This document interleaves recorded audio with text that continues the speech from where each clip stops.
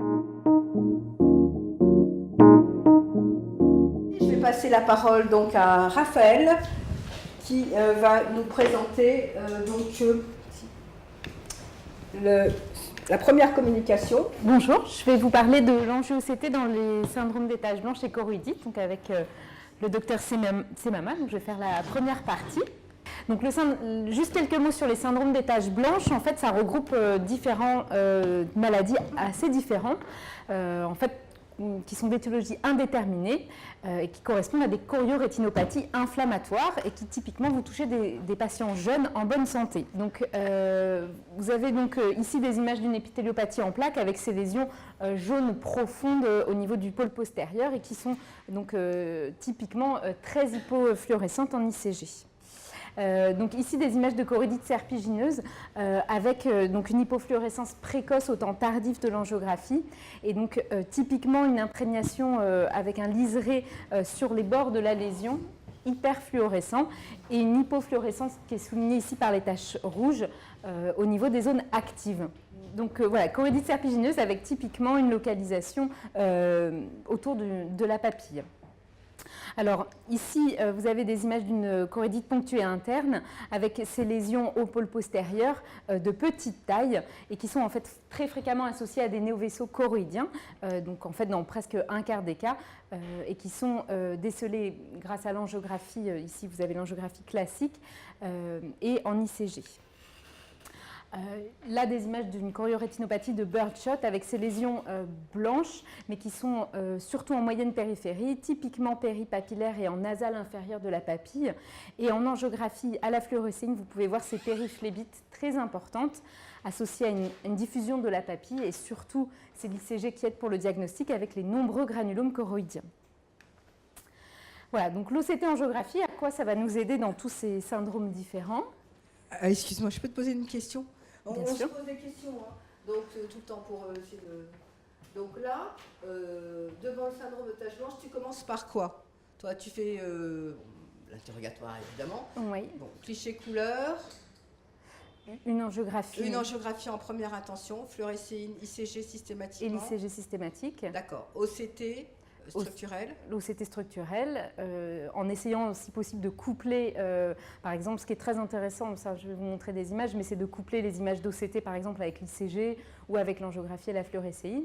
Et l'angio-OCT qui va en fait nous apporter, c'est justement... Donc tu utilises le spectraliste pour avoir les images couplées. D'accord. Ouais. Et donc là, excusez-moi, c'est juste pour voir comment on travaille Voilà, essayer d'avoir le maximum d'informations parce que, comme vous avez vu, il y a quand même des étiologies qui sont, des syndromes qui sont assez nombreux. Il faut s'aider de toute l'imagerie possible pour essayer d'arriver à faire la différence. Donc la question est quelle va être la place de l'OCT angiographie dans tous ces syndromes, déjà d'un point de vue diagnostique, physiopathologique, aussi pour le suivi. Et la question, est-ce que ça remplace l'angiographie classique à l'ICG en angiographie? Alors, on va commencer avec ce premier cas d'un patient de 27 ans, guadeloupéen, qui voit flou depuis une semaine. Donc effectivement, il a 2 dixièmes à droite et 2,5 dixièmes à gauche, un fin tyndale de chambre antérieure et quelques cellules dans le vitré, mais enfin pas grand-chose.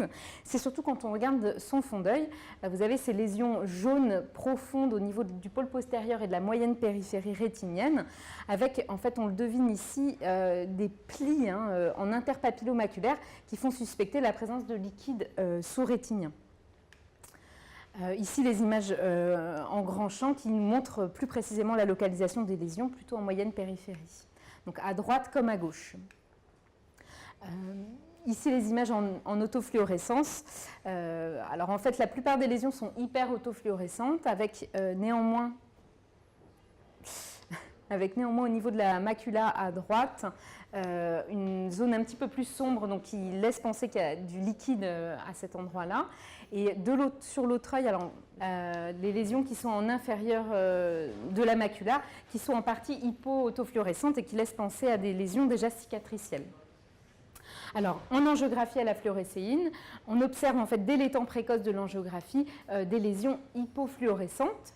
et progressivement qui vont s'imprégner avec une imprégnation néanmoins partielle pour une partie des lésions, comme on peut le voir ici, qui correspondent à des lésions déjà cicatricielles. On observe également une diffusion au niveau de l'arcade veineuse temporale inférieure, sinon une vascularite, et au temps tardif, une accumulation du colorant. En ICG, on va avoir une hypofluorescence profonde des lésions. Alors, vous pouvez voir, ces lésions, elles sont en fait beaucoup plus nombreuses que ce qu'on avait vu à l'examen du fond d'œil en angiographie à la fluorescéine, et qui vont le rester en fait tout le long de la séquence angiographique. Donc, voilà, les images en grand champ à droite. Donc l'OCT, ici vous pouvez voir qui passe par la macula, on retrouve en fait une accumulation de liquide intrarétinienne avec un soulèvement irrégulier de l'épithélium pigmentaire, ici un DSR, et surtout en fait on a une perte complète des photorécepteurs, on ne distingue plus ni la zone ellipsoïde ni la ligne d'interdigitation. Alors c'est associé à un épaississement choroïdien, comme vous pouvez le voir sur ces images. Est-ce qu'il y a un épaississement des couches internes? Alors, effectivement, par rapport à ce qu'on voit d'habitude sur un OCT, ou est-ce que c'est simplement l'image? Alors, je vais vous montrer, justement, voilà, hein, en fait, ici, parce qu'effectivement, avec le liquide, c'est moins mis en évidence, mais ici, on voit clairement qu'il y a effectivement un œdème intrarétinien avec un épaississement diffus de la rétine qui prédomine au niveau des couches externes de la rétine. Alors, voilà, on a quelques zones avec une opacification ici de la nucléaire externe, une désintégration donc, de la zone ellipsoïde et ce soulèvement plat irrégulier de l'épithélium pigmentaire. Alors, au niveau de l'autre œil, en fait, on observe des lésions similaires avec des hypofluorescences précoces en angiographie à la fluorescéine qui vont se colorer. Et vous pouvez observer que sur l'autre œil, l'aspect en OCT est un petit peu différent puisqu'on a essentiellement des irrégularités au niveau des photorécepteurs. Donc ici, l'angiographie en ICG qui va montrer en fait des lésions qui sont vraiment bilatérales et assez symétriques. Alors, en OCT angiographie, donc ce qui est très intéressant, c'est qu'on va voir dans le plan de la choriocapillaire des zones sombres, nombreuses, donc qui vont en fait correspondre aux lésions hypofluorescentes au temps précoce de l'angiographie à la fluorescéine. On observe que dans le plexus rétinien superficiel et profond, on n'observe pas de lésions. Donc, le plexus superficiel rétinien en haut à droite, superficiel et profond en bas à gauche, en bas à droite. Donc, voilà, genre, juste pour vous montrer la diapositive suivante qui va montrer la corrélation en fait entre les zones hypofluorescentes au temps précoce de l'angiographie et les altérations du signal en OCT angiographie dans le plan de la choriocapillaire, la diapo suivante.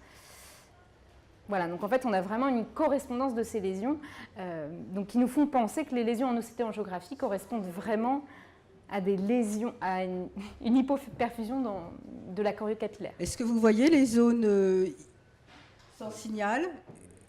Donc, parce que l'OCT angiographie, c'est la détection d'un flux sanguin. Là où il y a du flux, c'est hyper intense, et là, il n'y en a pas, il n'y a pas de flux. Donc là, on a plein de zones sans signal.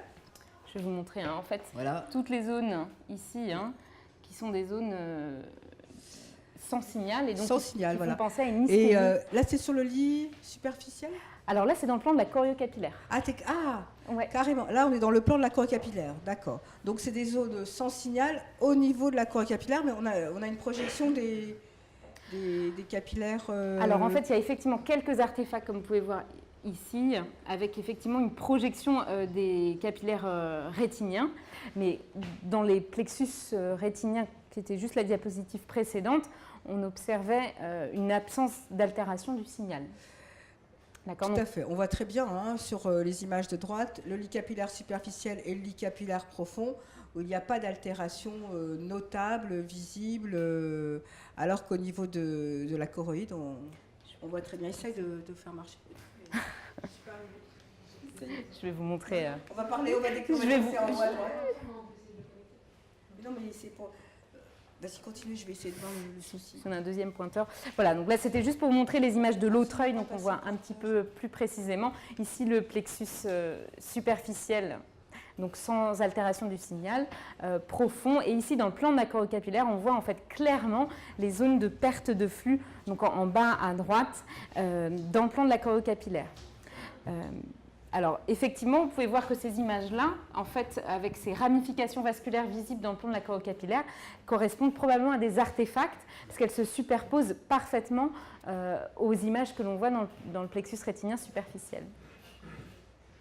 Je crois qu'il y avait une question sur ces images. Oui, une question, puisque vous avez évoqué l'absence de flux au niveau des zones externes choriocapillaires. Est-ce qu'il s'agit pas plutôt d'une absence de signal? Il pourrait y avoir un flux très rapide ou au contraire en dessous du seuil de détection de l'OCTA? Alors, effectivement, c'est une des limites de l'OCT en géographie. C'est-à-dire que si on a un flux très faible ou un flux, comme vous dites, très élevé, on va ne pas percevoir de signal. Donc c'est effectivement une très juste remarque.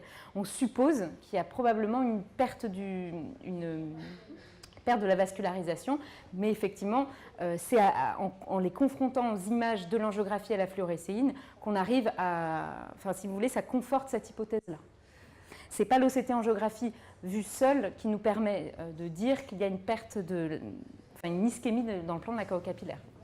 En tout cas, là, ce qu'on peut dire, si on décrit, c'est ce qu'on appelle des flow voids au niveau de la choriocapillaire, qui correspondent aux taches blanches que l'on voit en OCT en face. Je suis désolée, je montrerai bien. Mais... Et ces flow voids, c'est soit une absence de flux, soit un ralentissement extrême du flux en dessous du seuil de détection, mais très localisé, qui correspond bien aux taches blanches que vous avez en OCT en face.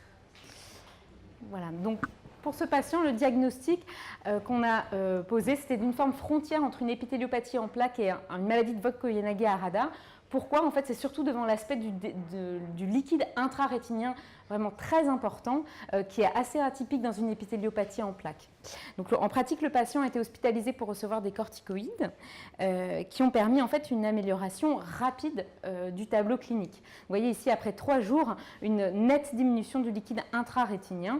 Et sur l'œil gauche, on peut voir déjà une restauration ici de la zone ellipsoïde qui apparaissait déjà beaucoup plus fragmentée. À 1 mois, en fait, on a une disparition complète du liquide intrarétinien à droite, avec néanmoins, vous pouvez voir ici, une zone ellipsoïde qui est toujours fragmentée, un signal qui n'est pas tout à fait normal encore. En ICG, on a une nette diminution des lésions. Vous pouvez observer qu'on a toujours une partie des lésions qui reste en fait au stade cicatriciel.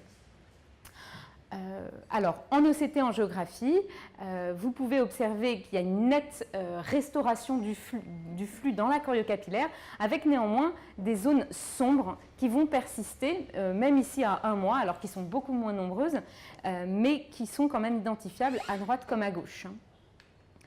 Alors, si on regarde uniquement l'OCT en géographie au cours du temps, on observe une nette régression, enfin une normalisation du flux dans le plan de la choriocapillaire au cours du temps.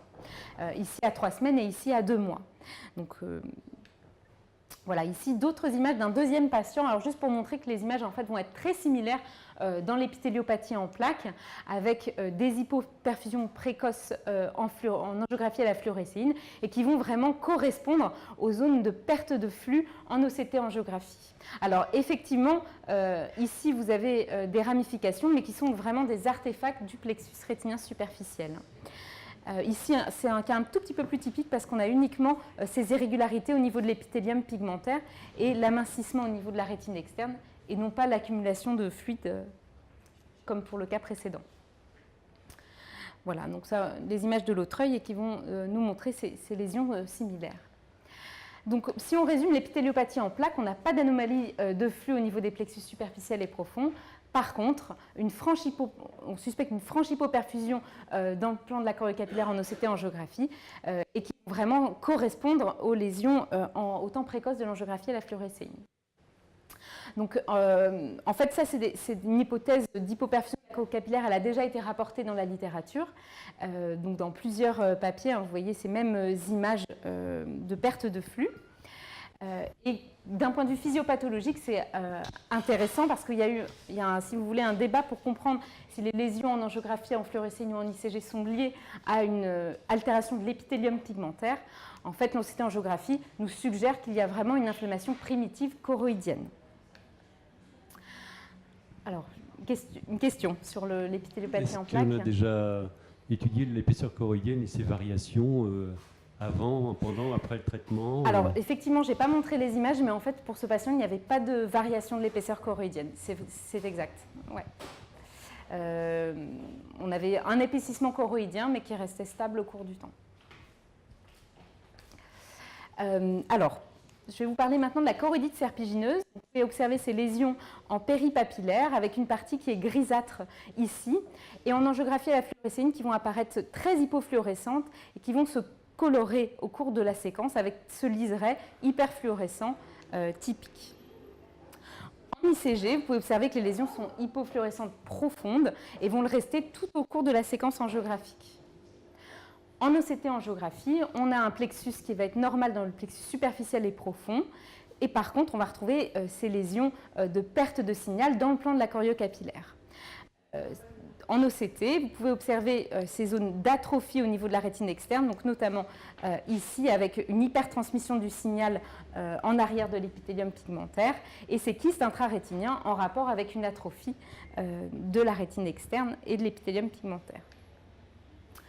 Donc, quand on essaye de faire la corrélation entre les différentes imageries, on observe que les zones d'hypoperfusion en OCT-angiographie correspondent aux zones hypofluorescentes en ICG. Donc, ici, un cas de choroïdite pseudo-serpigineuse, donc associée à une tuberculose. Et vous pouvez observer donc des images assez similaires, très diffuses, très importantes, en péripapillaire. Et en OCT-angiographie, on va observer ces mêmes lésions dans le plan de la choriocapillaire avec ces zones de perte de flux qui correspondent aux zones hypofluorescentes en ICG. Donc, cette correspondance entre l'OCT-angiographie et l'ICG, elle a déjà été rapportée dans la littérature. Néanmoins, ce qui est difficile dans la choroïdite serpigineuse, c'est que typiquement, on va avoir beaucoup de lésions pigmentées, cicatricielles. La choroïdite serpigineuse, c'est une maladie qui va évoluer sur un mode chronique, à la différence de l'épithéliopathie en plaques. Et donc, quand les patients font une nouvelle poussée, c'est très difficile de faire la part des choses. Donc, il faut s'aider du cliché en face et surtout de l'OCT pour essayer de faire la distinction entre les zones avec une vraie hypoperfusion, une hypoperfusion de la choriocapillaire et les masquages qui sont liés à la présence de pigments. Voilà, donc on suspecte que l'hypoperfusion de la choriocapillaire, c'est elle qui est à l'origine du développement de néovaisseaux choroïdiens qui sont très fréquents dans la choroïdite serpigineuse. Alors, juste ce cas, je remercie le docteur Semama pour ces belles images, d'une patiente de 30 ans qui a un flou visuel bilatéral depuis 15 jours, avec une baisse d'acuité visuelle surtout du côté gauche.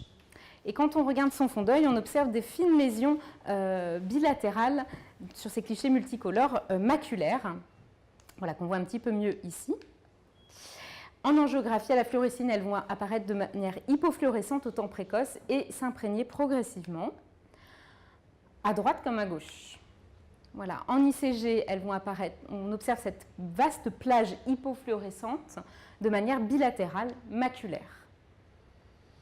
Donc qui va rester hypofluorescente tout au long de la séquence angiographique. En OCT, on observe une irrégularité au niveau de l'épithélium pigmentaire et surtout une perte de la zone d'interdigitation et de la zone ellipsoïde qui est juste au-dessus.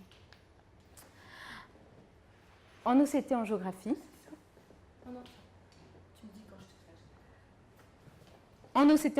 on va observer donc ces mêmes zones de perte de signal dans le plan de la choriocapillaire et qui se superposent très bien, diapo suivante, au... Est-ce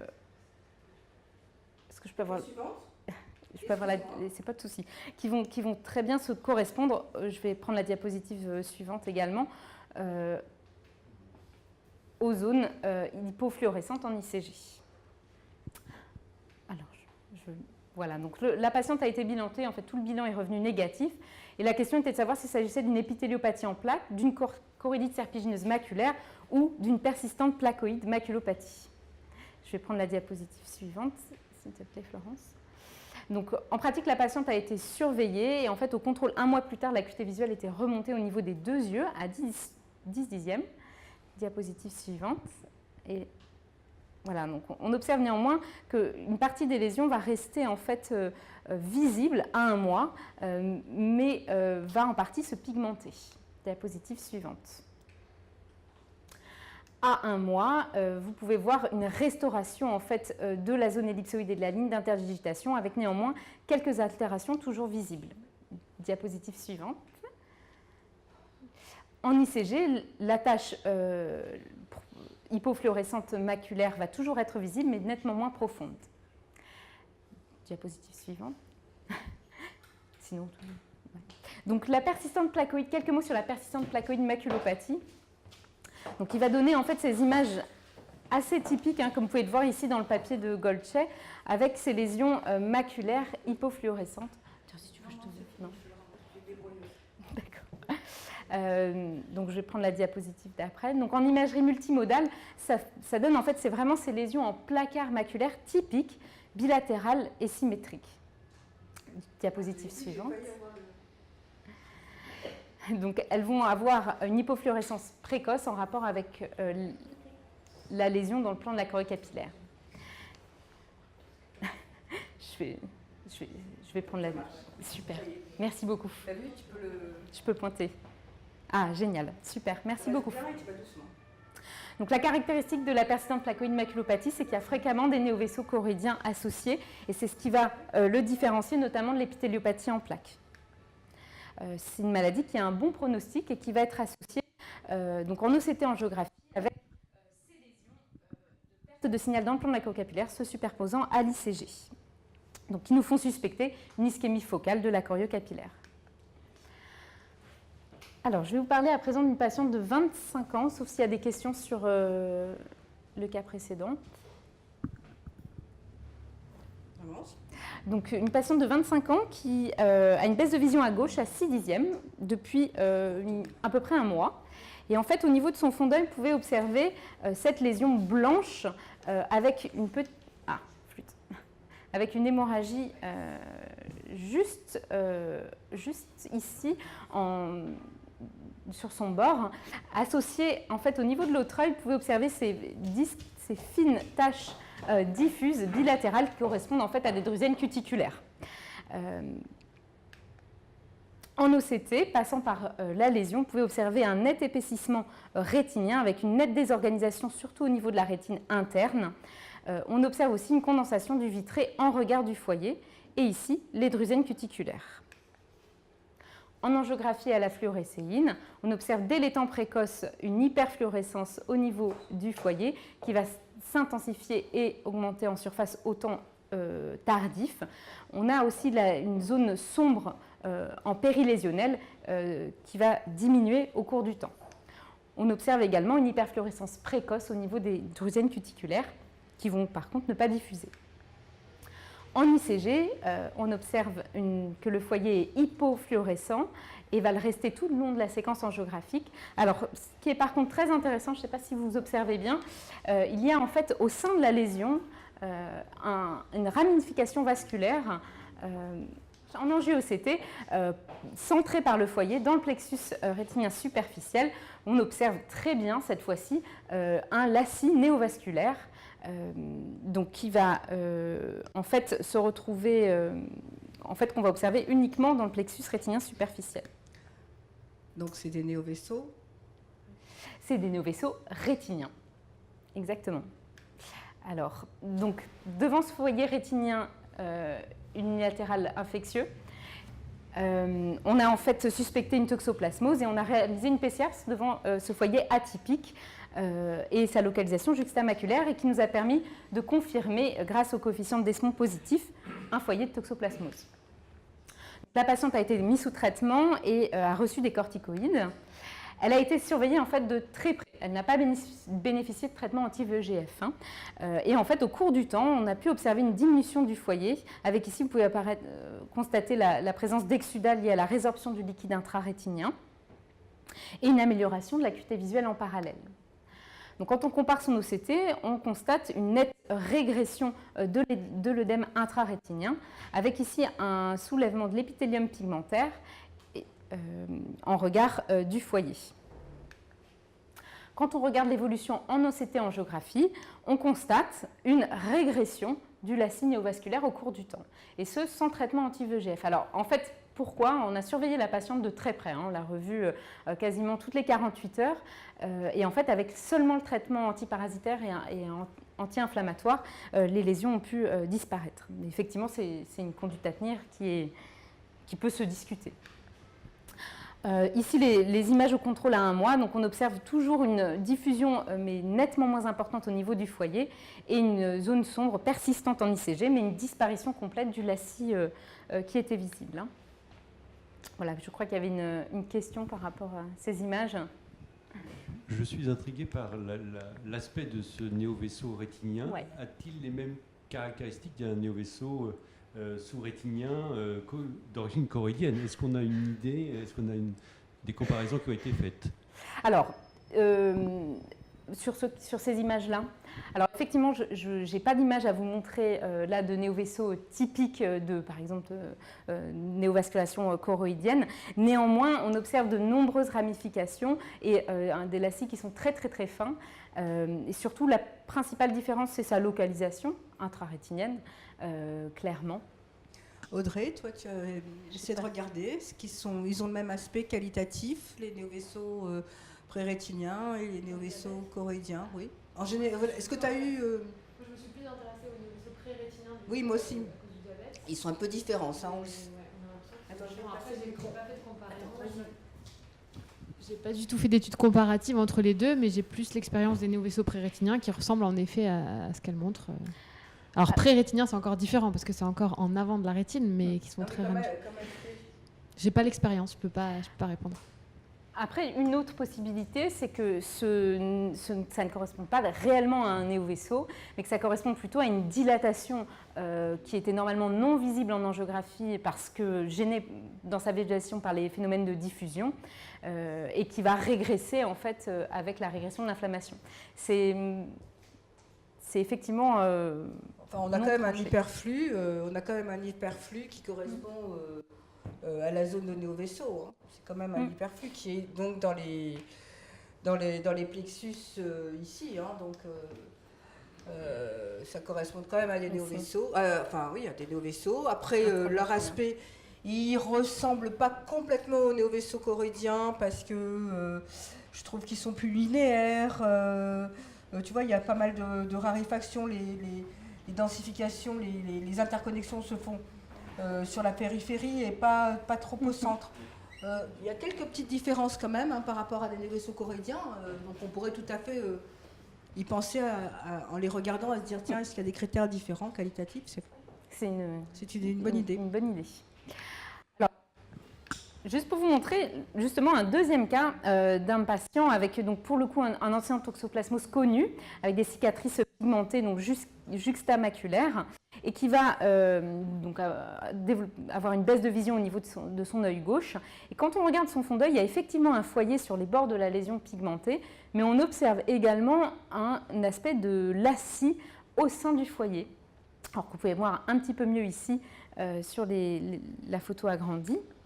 Et donc, quand on regarde en angiographie à la fluorescéine, en fait, on observe une boucle néovasculaire rétinienne, en fait, qui va surtout très bien se voir en ICG.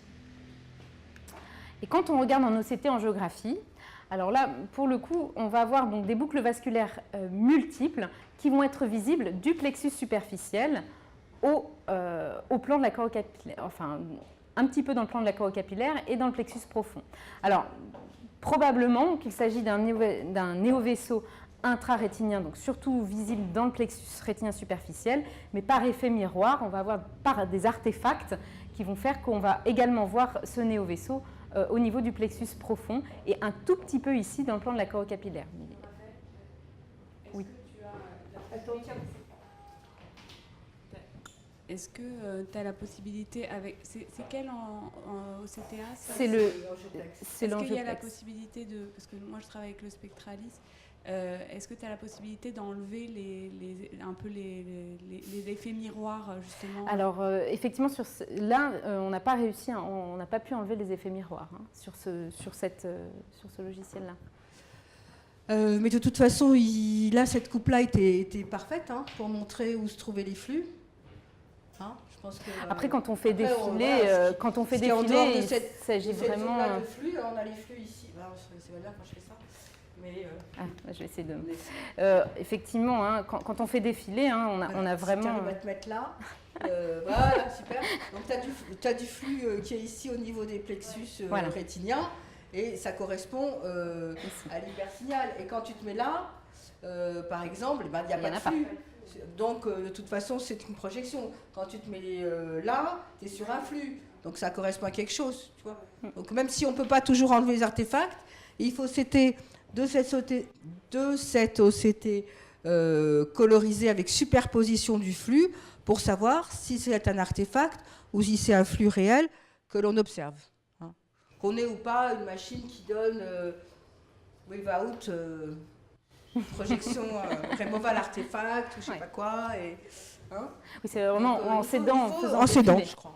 Et en faisant défiler sur la machine. Voilà, et en prenant le temps de bien cibler la lésion, l'épaisseur qu'on veut, la zone qu'on veut.